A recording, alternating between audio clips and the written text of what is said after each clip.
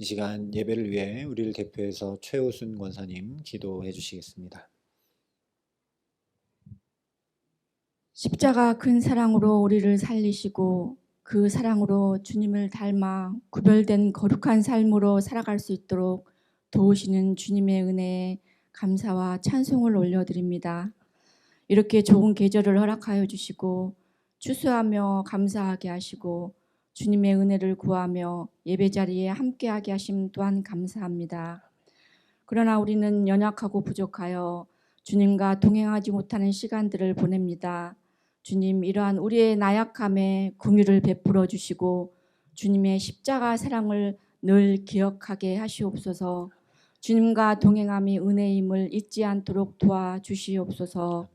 주님, 주의 말씀은 내 발의 등이요 내 길의 빛이니이다 말씀하시니 오직 이 세대를 본받지 말고 정의와 공의의 주님 말씀으로 훈련받게 하시고 믿음의 걸음으로 주님이 원하시는 장성한 분량에 이르기까지 자라게 하시옵소서. 주님 마음을 같이하여 오로지 기도에 힘쓰라 명령하신 말씀대로 오직 깨어서 더욱 기도에 힘쓰는 우리 모두가 되도록 주님 도와주시옵소서. 사랑의 빛 교회를 다시 시작하는 원년으로 세우며 기도하는 모든 계획 위에 마음을 다하여 기도하게 하시고 구하는 바가 이루어짐으로 주님을 더 자세히 친밀하게 알아가고 더 가까이 가도록 은혜를 베풀어 주시옵소서. 주님, 유치부에서 당회 그리고 모든 기관들과 목장 안에 속해 있는 모든 심령들 주님의 사명 따라 온전히 행하며 부단히 구하고 찾고 문을 두드릴 수 있도록 은혜로 도우시옵소서. 시험을 보며 건강 문제로 기도하며 군대로 학업으로 그리고 직장에서 최선을 다하는 모든 주의 건속들 가운데 주님의 위로와 평강하심이 가득할 수 있도록 함께해 주시옵소서. 오늘도 하나님의 음성을 대언하시는 목사님, 성령님 함께해 주시어 듣는 우리는 그 말씀대로 온전히 실천하며 살아갈 수 있도록 우리를 붙드시옵소서. 언제나 한결같은 사랑으로 우리를 지키시는 예수님 이름으로 기도드립니다. 아멘.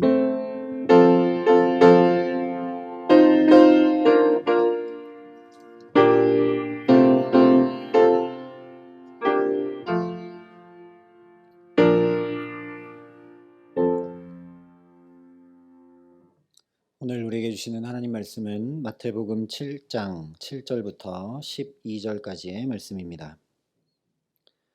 마태복음 7장 7절부터 12절까지의 말씀, 신약성경 신면에 있는 말씀입니다. 마태복음 7장 7절부터 12절까지의 말씀을 제가 봉독해 드리겠습니다. 하나님의 말씀입니다. 구하라 그리하면 너희에게 주실 것이요 찾으라 그리하면 찾아낼 것이요 문을 두드리라 그리하면 너희에게 열릴 것이니 구하는 이마다 받을 것이요 찾는 이는 찾아낼 것이요 두드리는 이에게는 열릴 것이니라. 너희 중에 누가 아들이 떡을 달라 하는데 돌을 주며 생선을 달라 하는데 뱀을 줄 사람이 있겠느냐. 너희가 악한 자라도 좋은 것으로 자식에게 줄 알거든 하물며 하늘에 계신 너희 아버지께서 구하는 자에게 좋은 것으로 주시지 않겠느냐. 그러므로 무엇이든지 남에게 대접을 받고자 하는 대로 너희도 남을 대접하라. 이것이 율법이요 선지자니라. 아멘. 오늘 말씀은 유명한 말씀이죠. 김건모라는 가수의 핑계라는 유명한 노래 가사말로 쓰였을 만큼 입장을 바꿔서 좀 생각을 해봐라.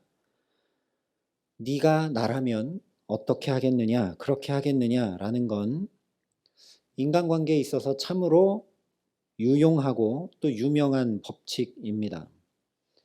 역지사지라는 한자성어 그대로 나와 너의 입장을 바꾸어 생각해 보는 것은 우리가 생활하는 데 있어서 분명히 중요한 법칙입니다.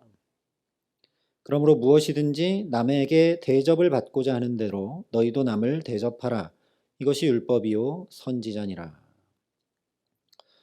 그런데 우리가 이 말씀을 보면서 이 말씀이 왜 성경에 있을까 고민을 좀 해봐야 합니다. 왜 이 말씀이 복음이 되는가 이것을 좀 고민해 봐야 된다는 거죠. 그냥 도덕책에서 보면 될 만한 그런 말씀이 왜 성경에 굳이 기록이 돼 있을까?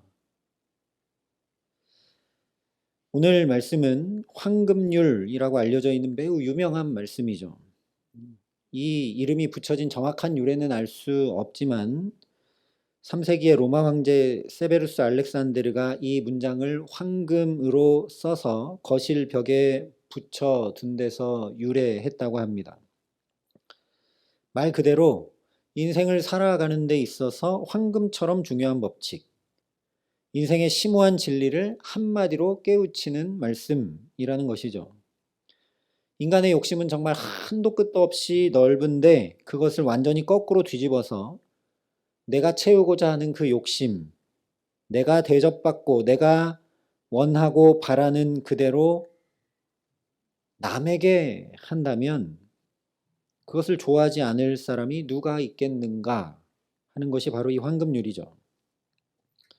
문제는 왜 이것이 율법이고 선지자라고까지 말씀하시면서 성경에서도 잠언이나 전도서와 같은 지혜를 가르치는 말씀들 속에 있는 것이 아니라 예수님의 산상수훈 한가운데 이 말씀이 버젓이 기록되어 있을까 하는 의문입니다. 성경에 여러 말씀들이 있지만 그 중에서 복음서의 말씀이 중요하고 그 중에서도 예수님이 하신 말씀들이 중요한데 그 중에서도 예수님이 친히 설교하시고 가르치신 내용을 모아둔 이 산상수훈 가운데 이 말씀이 있는 이유가 대체 무엇일까? 그 자체로 우리가 쉽게 결론을 얻을 수 있죠. 이 말씀이 윤리 도덕 책에서 볼 수 있는 인생의 단순한 에티켓 수준의 말씀이 아니다라는 거죠. 단순히 다른 사람을 대할 때 이렇게 했으면 좋겠다라고 생각해서 상대방을 그렇게 대하라는 그 정도 수준의 말씀이 아니라는 것입니다. 입장 바꾸어 놓고 처신하고 살아라. 그게 그리스도인들이 살아가야 되는 삶이다라는 그런 정도의 말씀이 아니다라는 겁니다. 이해를 좀 돕기 위해서요. 베르나르 베르베르라는 프랑스 작가의 신이라는 소설이 있습니다. 개미, 배꼽 이런 것들로 유명한 소설 작가인데요. 이 신이라는 소설을 보면 여러 등장인물들이 영혼의 낮은 단계부터 높은 단계에 이르러서 결국에 신 후보생이 됩니다.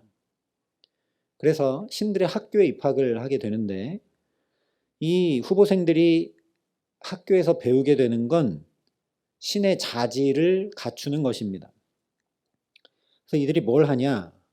18호 지구, 다시 말하면 18번째 지구의 모델을 놓고서 그 안에 각자 자기만의 민족을 창조합니다.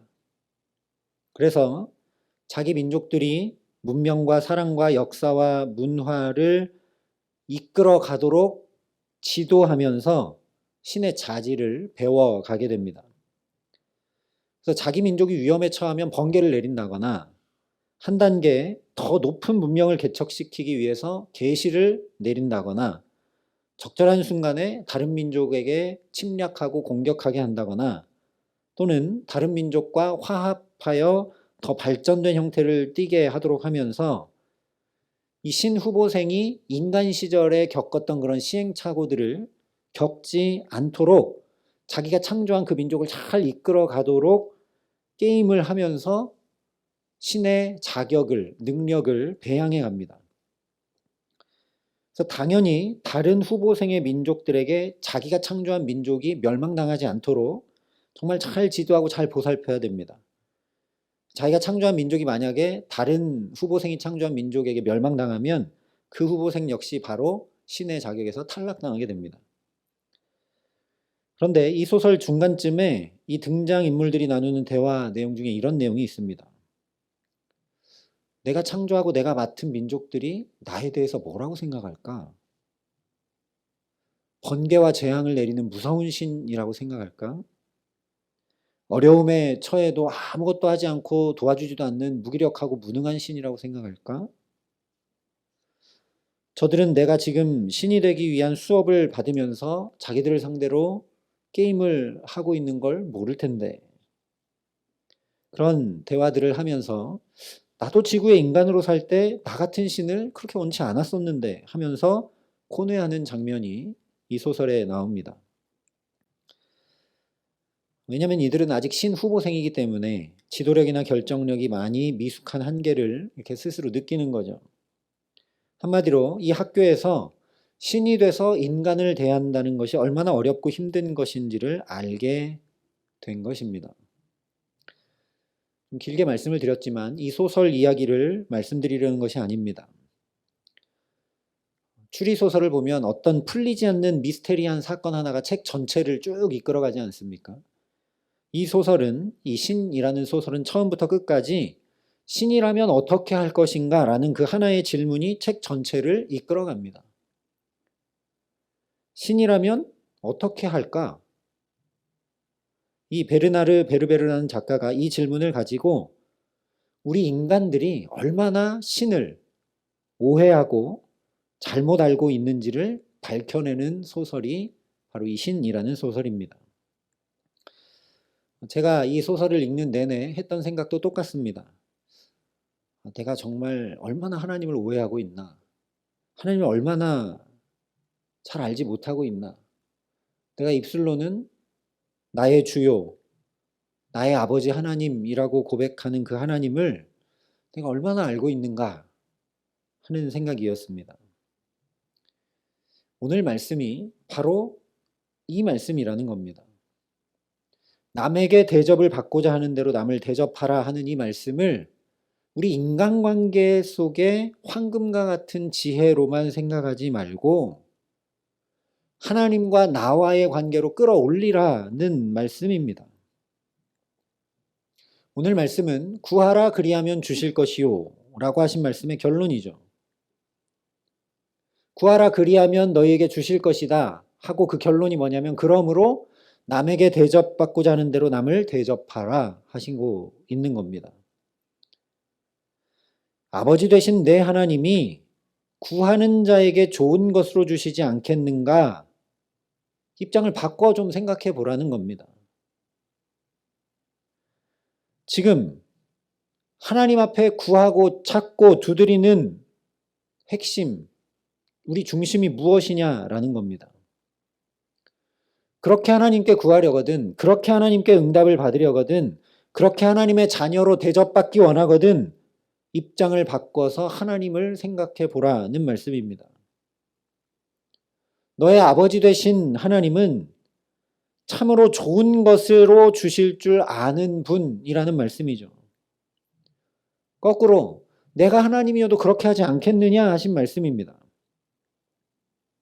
오늘 말씀을 잘 보면 주님이신 예수님께서 우리와 인간과 입장을 바꾸어 놓고 생각하여 말씀하고 계시는 걸 알게 되죠. 사람의 아버지도 떡 달라는 아들에게 돌을 주고 생선 달라는 아들에게 뱀을 주는 자가 없는데 그렇게 어떻게든 최선을 다해 좋은 것으로 자식을 대접할 줄 아는 것이 인간 아버지인데 어떻게 하늘 아버지가 구하는 자에게 좋은 것으로 주시지 않을 수가 있겠느냐라고 말씀하고 계신 것이죠. 오늘 말씀을 가지고 우리가 이것을 마음에 깊이 담아야 한다라는 겁니다. 우리가 여러 가지 기도 제목을 가지고 하나님께 나아가 찾고 구하고 두드리지 않습니까? 거꾸로 생각해 보라는 겁니다. 그 왜 구하고 있냐는 거죠. 왜 찾고 있냐는 거죠. 왜 얻기 원하느냐는 거죠. 거꾸로 바꿔놓고 이것을 구할 때 하나님이 기뻐하실까? 이것을 찾을 때 하나님이 주실까? 이 길을 두드릴 때 하나님이 열어주실 만한가? 를 생각해 봐야 된다는 거죠. 그 말이 곧 나는 먼저 그의 나라와 그의 의를 구하고 있는가? 라는 겁니다. 입장을 바꿔놓고 생각을 해볼 때 내가 하나님이라면 이런 기도를 할 때 내가 구하는 것을 내가 하나님이라면 과연 줄까? 이런 것으로 내가 기도하고 간구하는 것이 하나님을 기쁘시게 하는 것일까? 이것을 찾고 이것을 두드리면서 열심히 땀을 흘리며 살아가는 것이 진정 하나님 기뻐하시는 삶일까? 생각하라는 것입니다. 그러므로 무엇이든지 남에게 대접을 받고자 하는 대로 너희도 남을 대접하라. 이것이 율법이요 선지자니라. 다시 얘기하면 무엇이든지 구하고 찾고 두드려서 하나님께 너희가 대접받고자 하는 그대로 너희도 하나님을 대접하라. 이것이 율법이고 선지자다 말씀하고 계신 것입니다. 그렇기 때문에 이것이 우리에게 단순한 인간관계의 윤리, 도덕 또는 에티켓이 아니라 복음이 되는 것입니다. 율법이 무엇입니까? 율법대로 살면 들어와도 복받고 나가도 복받고 떡반죽 그릇까지도 복을 받는다라고 신명기 28장에 분명히 말씀하셨습니다. 왜 그런가? 율법, 즉 하나님의 말씀대로 사는 것을 하나님 가장 기뻐하시기 때문이죠. 어떻게 하면 하나님을 기쁘시게 할까 하는 사람이 살아가는 삶이 바로 율법을 지키는 하나님의 말씀을 따르는 삶이기 때문입니다. 율법, 하나님의 말씀은 절대 짐처럼 짊어져야 하는 무거운 법이 아닙니다. 율법은 우리가 그대로 살기만 하면 하나님이 너무 기쁘셔서 복을 주지 않을 수 없도록 하는 하나님의 살아 역사하시는 말씀입니다. 선지자는 무엇입니까? 그렇게 살면, 지금 그렇게 살면, 하나님 말씀대로 살지 않고 그렇게 살면, 내 소견에 옳은 대로 살면 멸망이 뻔하다 외친 사람들이 선지자입니다. 우리 인간은 절대 하나님을 기쁘시게 할 수 없는 존재이니 하나님을 기쁘시게 할 수 있는 유일한 방법인 하나님의 말씀을 지키면서 하나님을 기쁘시게 함으로 살아가라고 온 몸으로 때로는 심지어 자신의 생명까지 내어 걸고 정말 안타까운 외침을 전했던 이들이 바로 선지자들입니다. 오늘 이 말씀이 바로 이런 율법이고 선지자다 예수님께서 말씀해 주고 계신 것입니다. 쉽게 얘기하면 성경의 모든 말씀을 요약하면 이런 것이다 이런 말씀입니다. 하나님은 우리와 입장을 바꾸셔서 말 그대로 인간이 되셨습니다. 뿐만 아니라 모든 인간이 가장 원하고 바라는 정말 그렇게 대접받기 원하는 멸망치 않고 영생 얻도록 하시기 위해 십자가에 친히 자신의 목숨까지 내어주신 분이 바로 우리 주님이십니다. 우리가 바라고 원하는 그 영생뿐만 아니라 생명을 주되 풍성히 주셔서 정말 신명나는 삶을 살도록 하시기 위해 사망 권세를 이기고 부활하신 분이 바로 저와 여러분의 주님이십니다. 2000여 년 전 이스라엘 땅에서 몇 명의 사람들에게만 해당되었던 사건이 아닙니다. 그 부활을 우리가 이렇게 매일 아침에 눈 뜰 때마다 관념이 아니라 이해가 아니라 매일매일 내 온몸으로 경험하도록 놀라운 삶을 살아가는 축복을 우리에게 주신 분이 바로 나의 아버지 되신 하나님이십니다. 그렇다면 어떻게 해야 하나님을 기쁘시게 하는 삶을 살 수 있는가 우리가 생각해 봐야 되겠죠. 누가 주의 마음을 알아서 가르치겠느냐? 그러나 우리에게 성령을 주셨다 성경이 분명히 말씀을 합니다. 하나님을 기쁘시게 하려면 우리가 늘 성령을 구해서 주의 마음을 알아야 되겠죠. 그런데 그냥 단순히 생각해 봐도 하나님을 기쁘시게 하는 것이 무엇인지 우리가 쉽게 알 수 있습니다. 모든 부모들은 자녀가 잘 살면 기쁩니다. 행복하게 살면 기쁘죠. 그래서 내가 하나님을 기쁘시게 하려고 뭘 힘쓰고 애쓰고 노력하고 그런 걸 생각하는 게 아닙니다. 하나님을 정말 기쁘시게 하는 삶은 뭐냐? 내가 가장 복받고 가장 행복한 삶을 사는 것. 정말 복을 받되 넘치도록 받아 사는 것. 그것이 하나님을 기쁘시게 하는 삶입니다. 하나님의 말씀대로 살아가면 하나님이 기뻐서 내게 복을 주고 또 준다. 떡반죽 그릇까지 복을 받게 하신다는 그 말씀을 한번 깊이 생각해 보시기 바랍니다. 왜 그러시겠습니까? 하나님 가장 기뻐하시는 일은 내가 받을 준비가 되는 즉시 복을 주고 또 주고 차고 넘치도록 주고자 어쩔 줄 모르고 계시는 분이 내 아버지 하나님이시란 얘기죠. 그래서 그냥 말씀을 지키려고만 하면 하나님이 복을 주시고 또 주셔서 떡반죽 그릇까지도 복을 받는 그런 삶을 살게 하시려는 분이 우리 아버지 하나님이시라는 겁니다. 복 주시는 것이 하나님께서 가장 기뻐하시는 일이기 때문에 제발 우리에게 복 받아 살라고 율법도 주시고 선지자들도 보내고 또 보내셔서 외치게 하신 것이죠. 오늘 우리에게도 이렇게 예배를 드리고 말씀을 듣고 또 기도하면서 살아갈 수 있도록 우리가 예수 믿는 자가 되게 하셨습니다.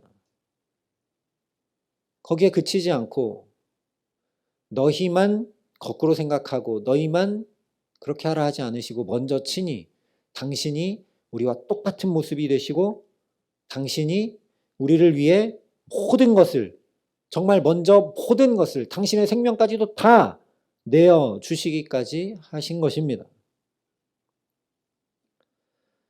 이 정도로 내가 복받기를 원하고 이 정도로 내가 생명을 얻되 풍성히 얻어 살기 원하시는 하나님이시라면 그것을 가장 기쁘게 여기시는 분이 하나님이시라면 우리 곁에 있는 형제와 자매들과 이웃들이 복받는 것 역시 기뻐하실 것이 당연한 일입니다.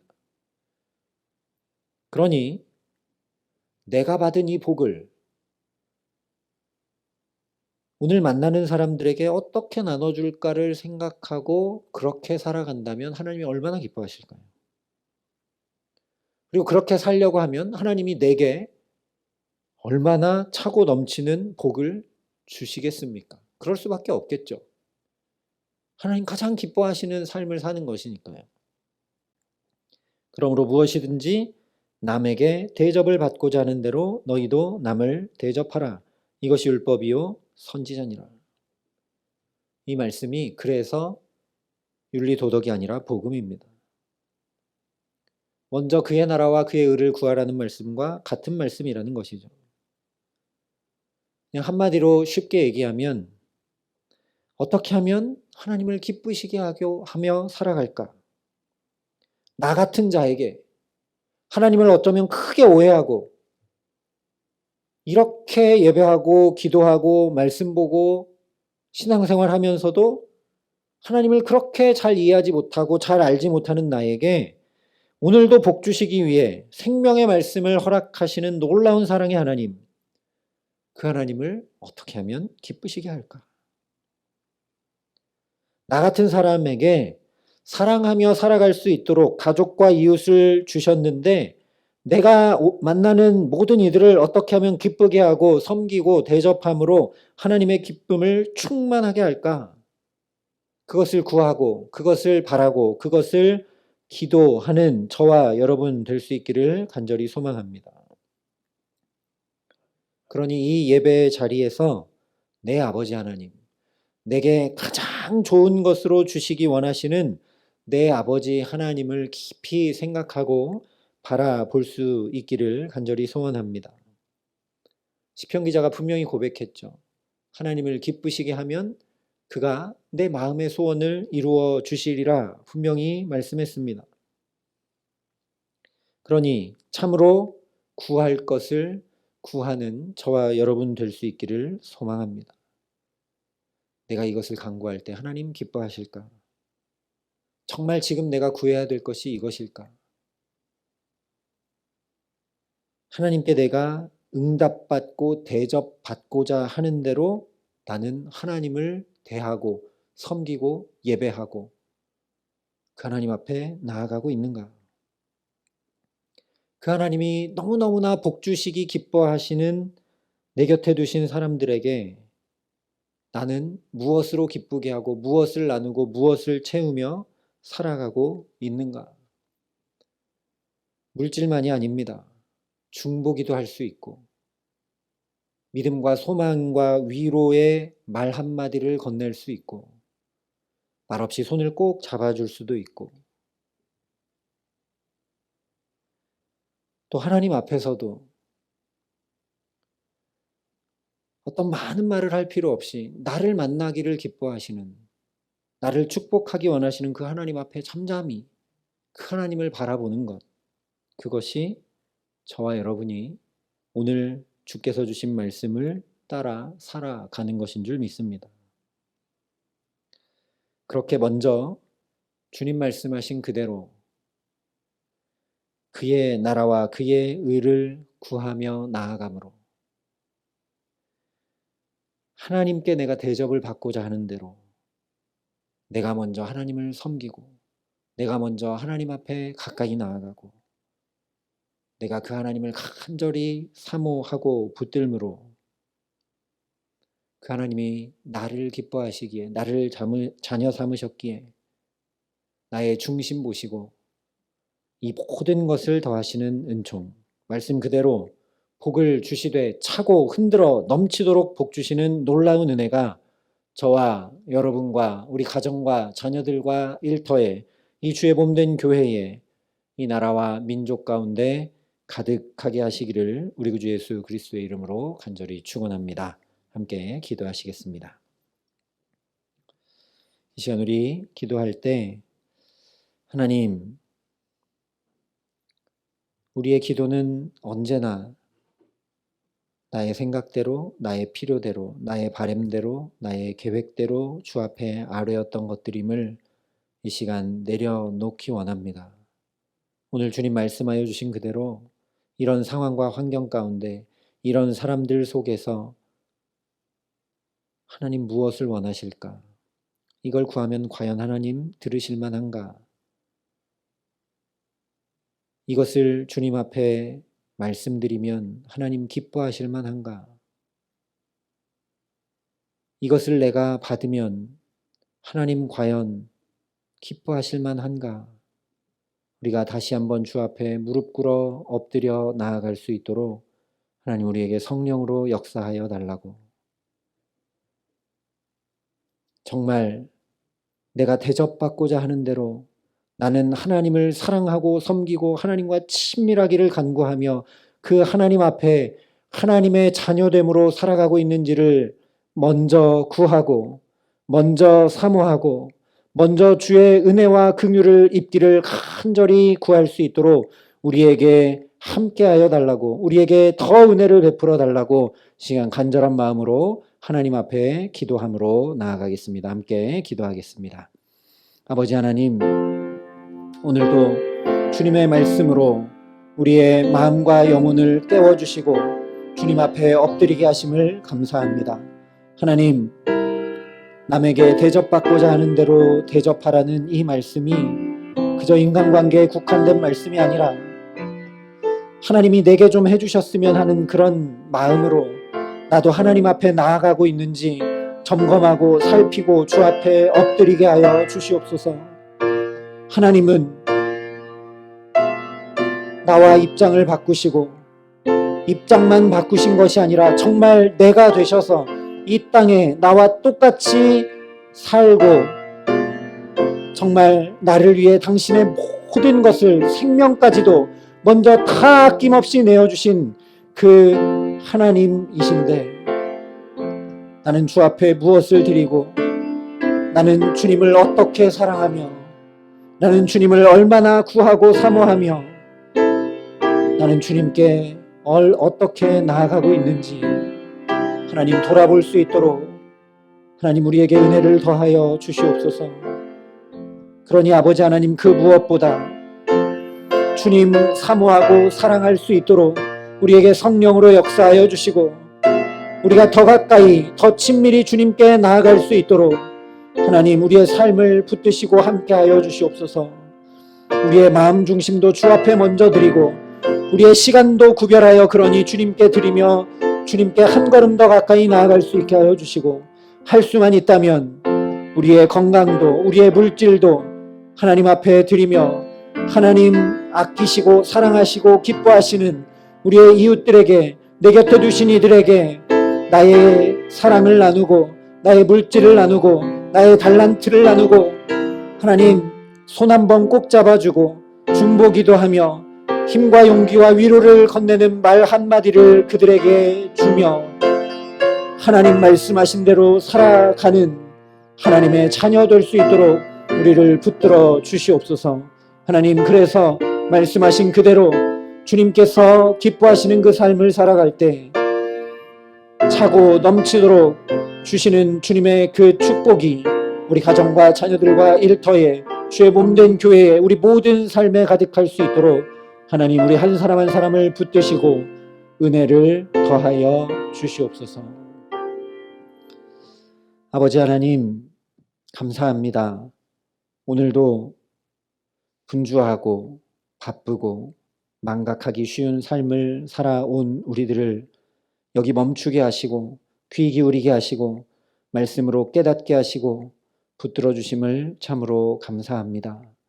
하나님, 나는 하나님께 참 원하는 것 많은데 하나님 원하시는 것 무엇인지 잘 생각하지 못하며 그저 구하고 그저 바라고 그저 두드리고 힘쓰고 애쓰며 살아가는 것을 긍휼히 여겨 주시옵소서.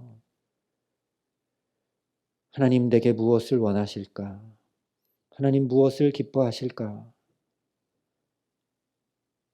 그 주님의 음성에 먼저 귀 기울일 수 있도록 하나님, 우리의 기도의 방향을 바꾸어 주시고 우리 마음 중심을 성령으로 붙들어 주시기를 간절히 소원합니다.